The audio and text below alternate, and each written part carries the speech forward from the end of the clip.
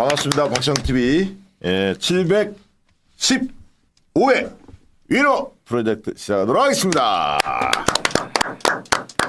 자, 오늘은 이재명의 남자들 특집 코너를 준비했습니다. 민주당 원외위원장 협의회 회장도 맡았고 또 당에서 대변인 역할로 오랫동안 활동했던 평택을 예비후보 등록했죠? 네. 김현정 예비후보 오셨습니다. 박수로 맞아주시기 바랍니다. 반갑습니다. 평택을 분구가 이제 확실시되고 있는 평택을의 국회의원 예비후보 김현정입니다. 이제 뭐 본인 스스로는 이제 고지가 얼마 안 남았다. 몇 개월만 내가 버티면 된다. 아마 4년 동안 열심히 준비했습니다. 진짜 열심히 했어요. 제가 원외위원장 협의회가 남영희 위원장, 남영희 위원장이 또 사무총장으로 우리 저 김현정 위원장과 같이 호흡을 맞춰서 했는데 그 내부 총질하는 막 사람들이 국회의원들 많이 있었잖아요. 이럴 때마다 원외위원장 협의회가 선명한 입장, 정당 혁신에 대한 과감한 변화를 촉구하는 그런 입장을 늘 냈기 때문에 일단 김현정 박수 한번 보냅니다. 좋아. 댓글에 우리 평택 시민들 몇 분 보이시네요. 예. 네.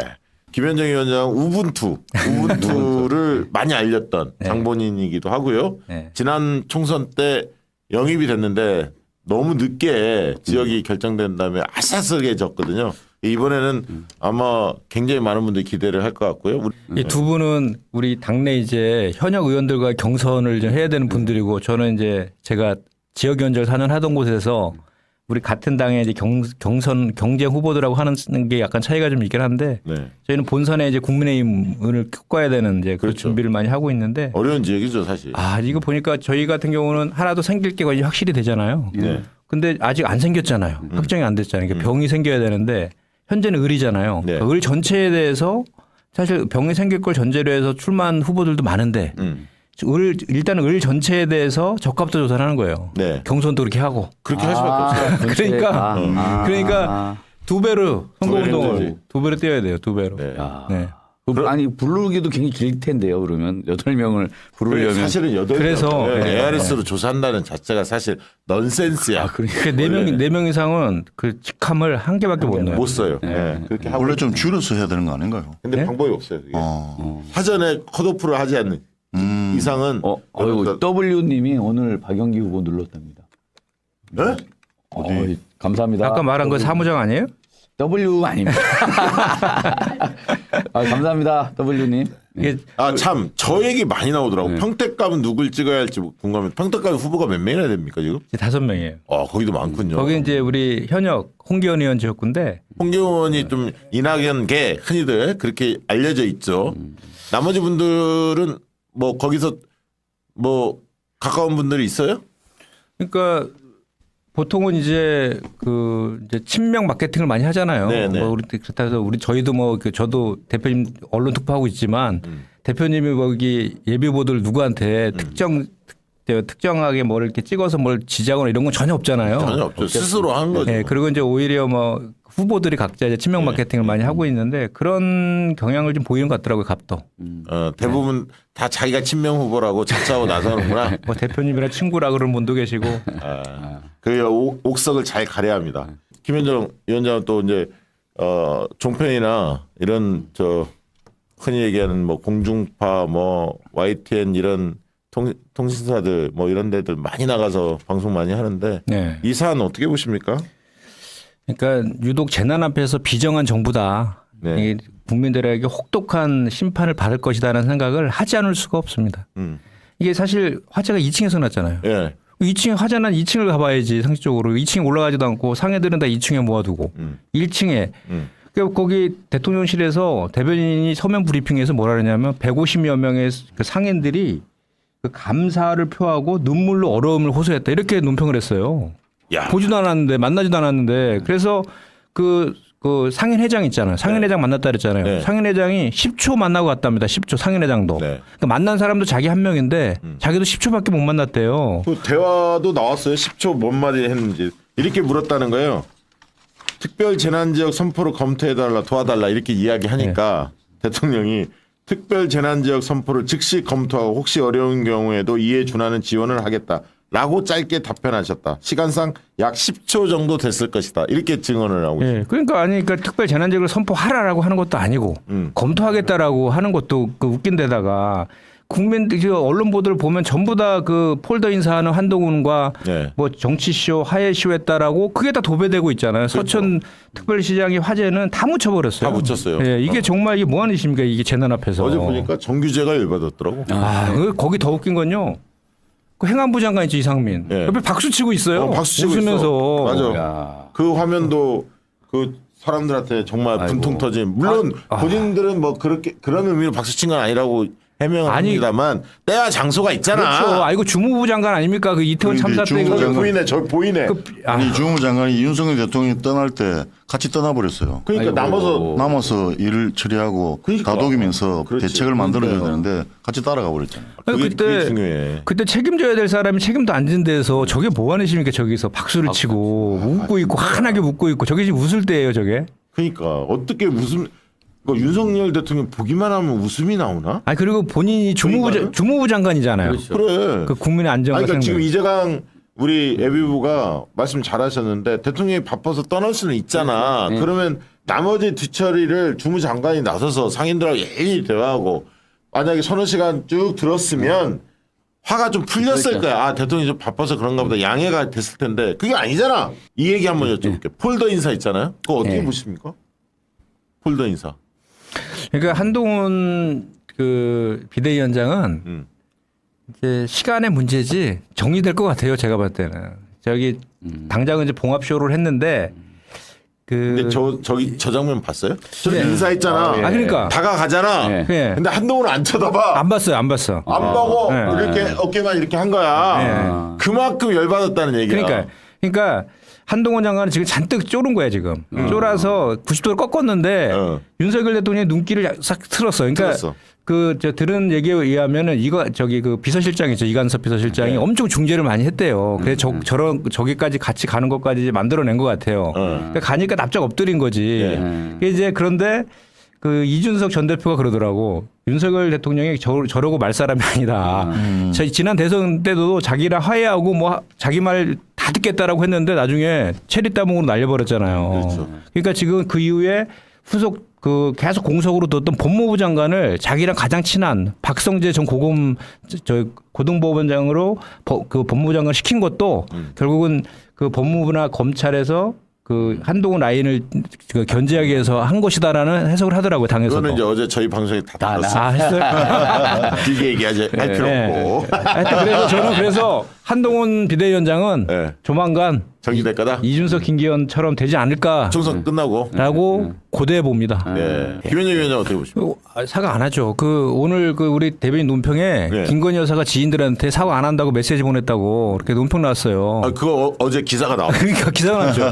그러니까 지금 좀 전에 우리 박시영 대표 한 것처럼 사과가 문제가 아니라 수사받아야 되는데 뭐 사과도 안 한다고 하는 판에 그러니까 지금 상황의 심각성이 이렇기 때문에 진짜 이게 심각하다고 원희룡 전 장관이라든지 한동훈 비대위원장이 하는 거예요. 그러니까 한동훈 비대위원장이 오죽하면 그런 얘기 했겠어요. 진짜 아파트 아니에요. 직할체제 만든 거고. 그런데 한 달 동안 전국 다녀보니까 도저히 안 되겠는 거지 이거는. 아무리 자기가 뭘 버텨보고 다른 프레임 만들어서 돌려가려고 해도 안 되니까 어쩔 수 없이 그것도 사실 두루뭉실 얘기했잖아요. 한동훈 비대위원장이 뭐 직설적으로 얘기한 것도 아니잖아요. 뭐 수사하라 뭐 사과하라. 그러니까 결국 사과 안 할 가능성이 더 높다. 네. 군 당직비 인상하고 사병 전화요금 절반 할인하고 동원훈련 1년간 단축하겠다. 이거 뭐 엊그제부터 기사가 나왔었는데 오늘 이재명 대표께서 현장에 가서 발표를 한 모양이에요. 혹시 보셨습니까? 바빠서 못 보셨죠? 네. 솔직하게 주로 뭐 주민들 만나느냐고. 기사로만 좀 봤는데 네. 지금 남북 관계가 역대 최악이지 않습니까? 지금 뭐 국기전 벌어질 거라고 오히려 뭐 국민의힘 뭐 국방부 장관조차도 가능성 높다고 이렇게 얘기하고 있는 상황인데 남의 일 얘기하듯이 하고 있잖아요. 정말 그냥 그 맹목적인 진영외교, 가치외교라고 그래서 뭐 신냉전 체계를 강화시키고 우리 이재강 선배님이 너무 이쪽에 전문가시면서 잘 아시겠지만 해병대.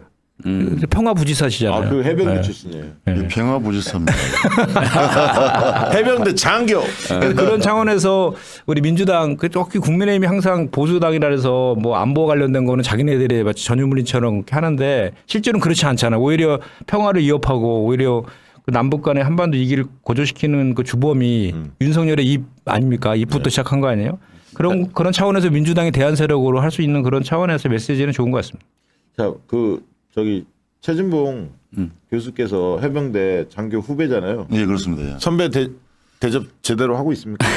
그때 잠시 한번 언급하고는 뭐 다시는 연락이 해병대 군기가 빠졌구만. 다음에 기회가 되면 아니 제가 오마이 TV 월요일 날 최진봉 교수랑 같이 하는데 네. 최진봉 교수가 선배예요? 내가 아, 여기 아니죠. 선배님 선배죠. 아, 깜짝 놀랐네. 상당히 아니 그렇게 사기치고 다녀? 아니 그 해병대 임을 은근히 방송하면서 자랑하더라고. 아, 정훈 장교. 안보기요. 어쨌든 해병대잖아요.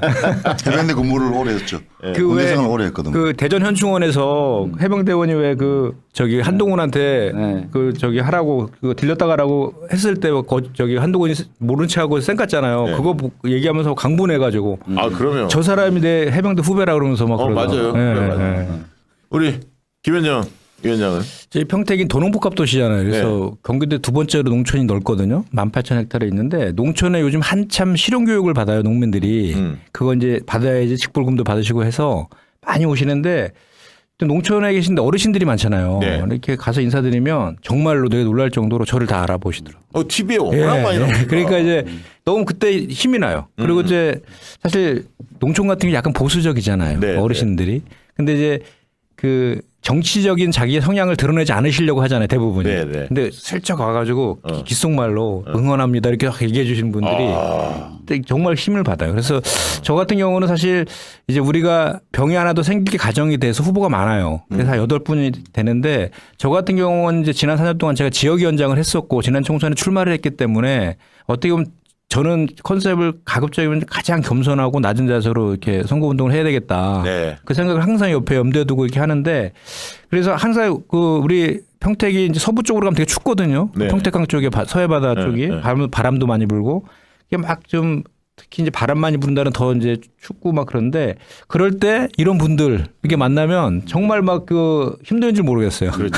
선거가 그런 맛으로 하는 그리고 거예요. 제가 이제 평택에 연고가 없잖아요. 네. 그래서 지난 4년 동안 거기에서 그 이제 일종의 뭐 비판적인 그런 뭐 저기 시각도 핸디캡이지, 있었는데 핸디캡. 그거를 극복하려고 저 나름대로 정말 노력했거든요. 지난 4년 동안에 네, 이제 다 가족들까지 다 이사 제가 가서 볼 때는 그 언론에 많이 나오고 네. 중앙에서 직책을 많이 받았잖아요. 네, 대변인이나. 네. 그렇게 활동하신 게 네. 그게 주요했다고 봐요. 왜냐하면 동네에서 우리 동네 사람인데 저기 중앙에서 인정받는구나. 언론에서 인정받고 당에서도 인정받는구나. 그런 인식이 형성되지 않았을까? 그렇게 네. 추정을 합니다. 김현정 예비후보께서는 좋아하는 분들이 왜 좋아합니까? 일단 이제 평택에 공문선 우리 당원이 2만 원 슈퍼챗 저기 쏘셨네요. 아, 그렇구나. 제가 나올 때마다 쏘시는데 박시영 TV 재정에 제가 큰 목소리 네, 근데 평택에서 저기 박영기 이재강 후보를 지지하는 분들은 조용합니다. 네. 그러니까 근데 마지막에 쏠 겁니다. 확실히 본선에 나갈 가능성이 높은 후보라서 그런 것 같기도 하고. 저기 한 분 때문에. 저는 꼴랑 한 명 가지고 저를 싸우는 증거를 대까 그 농담했습니다.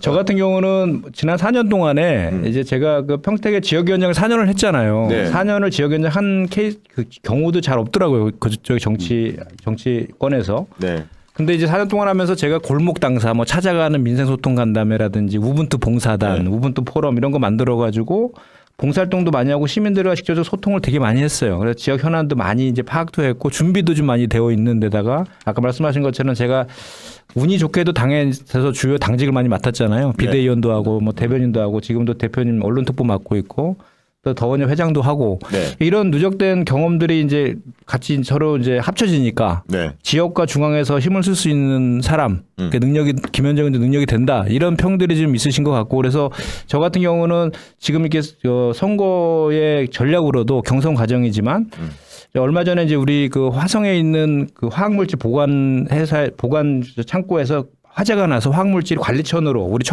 평택 청북에 있는 관리천으로 쏟아져 나와서 8km가 파랗게 물들었어요. 그걸 퍼내는데 지금 1,000억이 넘게 들고 막 이런 상황인데 그 이제 경기도에 30억 특별 재난지금 이제 지원해가지고 평택시에서 뭐 퍼나르고 있는데 그 되게 국가가 좀 지원해줘야 된다. 네. 특별 재난지역으로 선포해라. 그리고 첨단 수질 관리센터 설치해라. 이거를 제가 국회 소통관 가서 바로 기자회견하고 요구를 했습니다. 그래서 그런 모습들을 이제 우리 당원이나 시민들이 봤을 때 아 이거는 김현정 후보니까 가능한 거구나라는 인식들을 좀 갖는 거죠. 그래서 그렇게 실제로 성과 내는 것으로 저는 보여주려고 하는 선거 전략을 쓰고 있습니다. 네, 각자 세 분 그 후원회 그 웹자부 있으면 띄워주시기 바랍니다. 아이고 감사합니다. 얼마나 도움이 될지는 모르겠습니다. 김현정 후보 농협 301-0340-1070-21 확실히 경선에서 이길 자신이 있는 거죠? 낮은 자세로 겸손하게 최선을 다하겠습니다. 저는 선당우사 하겠다 당선되면 네. 선당우사가 전 무엇보다도 제일 첫 번째 그 명제라고 생각하거든요. 네. 우리가 민주당이 소속으로 출마하지 않으면 어떻게 당선됩니까? 네. 그거는 국회의원뿐만 아니라 시도의원도 마찬가지거든요. 자치단체장도 마찬가지로 선당우사하는 게 제일 중요한 것 같고 준비된 후보로서 국가와 당과 그리고 평택의 비전을 책임지고 실천하는 후보다라는 걸 어필하겠습니다. 네.